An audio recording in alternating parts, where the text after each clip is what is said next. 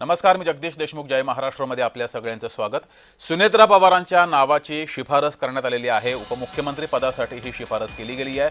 मुख्यमंत्र्यांनी राज्यपालांकडे तसा प्रस्ताव पाठवलाय. राज्यपालांच्या अनुमतीनंतर शपथविधी हा पार पडणार आहे. थोड्याच वेळात शपथविधी पार पडेल. सुनेत्रा पवार या उपमुख्यमंत्री पदाची शपथ घेतील. कालपासून मोठ्या राजकीय घडामोडींना वेग आलेला आहे. राष्ट्रवादीमध्ये अनेक बैठका पार पडलेल्या आहेत. सुनेत्रा पवार यांच्या नावाची उपमुख्यमंत्री पदासाठी राष्ट्रवादीकडून पहिल्यांदा घोषणा करण्यात आली आणि ही दृश्य आपण पाहतोय. सुनेत्रा पवारांच्या नावाची शिफारस केली गेली. मुख्यमंत्र्यांकडे तसं पत्र राष्ट्रवादीच्या नेत्यांनी दिलं आणि हे पत्र आता मुख्यमंत्र्यांनी राज्यपालांकडे हा प्रस्ताव पाठवलेला आहे. थोड्याच वेळात सुनेत्रा पवार या उपमुख्यमंत्री पदाची शपथ घेतील. गेल्या काही तासांपासून राज्याच्या राजकारणात या घडामोडी वेगानं घडतायत.